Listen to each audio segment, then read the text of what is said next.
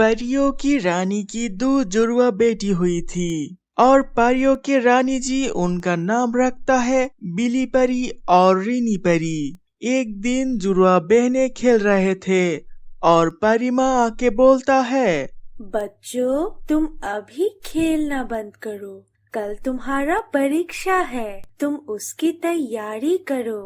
हमारा क्या परीक्षा माँ? सारे बच्चे परियों को एक इम्तिहान से परीलोक में जगह बनाना पड़ता है। कैसे इम्तिहान माँ? तुम्हें एक जादू की इस्तेमाल का परीक्षा लिया जाएगा और ये परीक्षा लेगी इस परीलोक की रानी। अच्छा ठीक है माँ, पर अगर हम इस इम्तिहान पे विजय नहीं हुए तो? ऐसा बात कभी मुंह पे मत लाना। जाओ तुम अपने जादू का चर्चा करो। उसके बाद बिली और रीनी जादू का चर्चा करता है।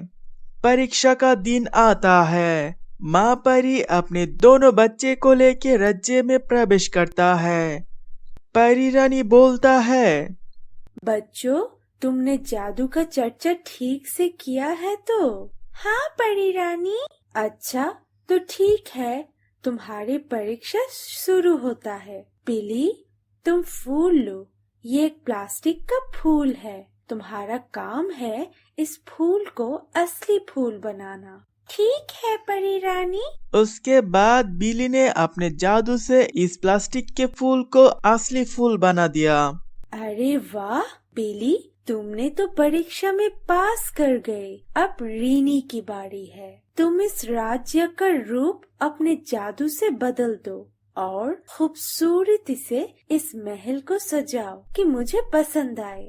उसके बाद रीनी अपने जादू से उस महल का रूप ही बदल डाला और महल का सब कुछ रीनी की जादू से बिखर गया था। परी रानी ये देख के बहुत गुस्से में आ जाती है। रीनी परी, तुमने ये क्या किया? मैंने सब खूबसूरत करना चाहा रानी माँ, पर सही जादू का इस्तेमाल नहीं कर पाया।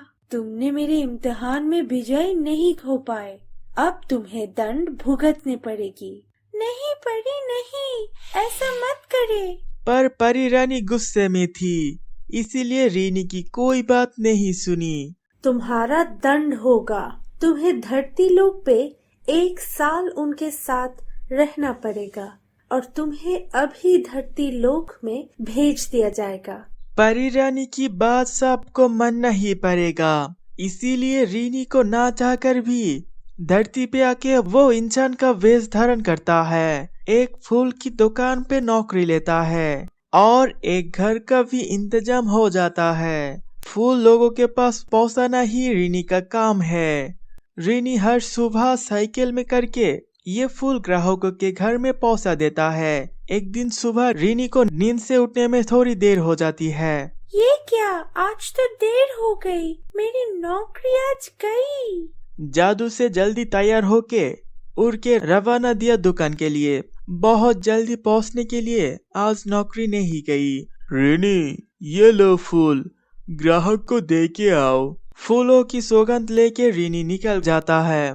रीनी निकल गया ऑर्डर किए ग्राहक के घर के लिए, पर रास्ते में एक अंधा आदमी रास्ता पार कर रहा था। रीनी देखा दूसरी तरफ से एक गाड़ी आ रही है, वो अंधा आदमी देख नहीं पाता। रीनी साइकिल रोक के किसी तरह अपनी जादू के मदद से अंधे आदमी को बचा दिया और रीनी को ये काम करने से डिलीवरी देने में कुछ देरी हो जाता है। रीनी ग्राहक के घर पे खटखटाता है।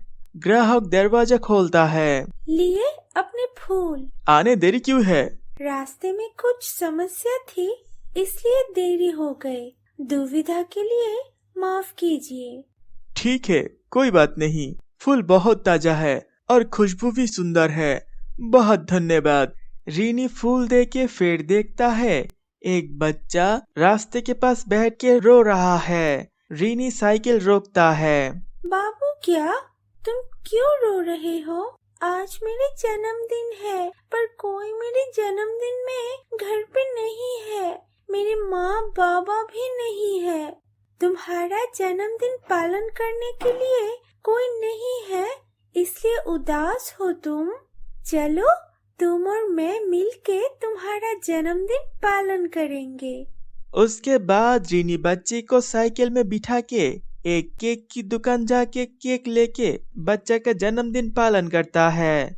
वो बच्चा खुशी से रीनी को सीने से लगा लेता है। सारे काम खत्म करके रीनी घर जाके बहुत थक जाता है और सो जाता है। उसके बाद परी रानी आके रीनी को उठाता है। रीनी परी रानी को देख के अपना आँख खोलता है। परी रानी आप? हाँ, तुम्हारा दंड खत्म हुआ। सच कह रहे हैं परी रानी? हाँ, तुम्हारा काम खत्म हुआ धरती पे। तुम इधर आके धरती के इंसानों को बहुत तरह से मदद दिए।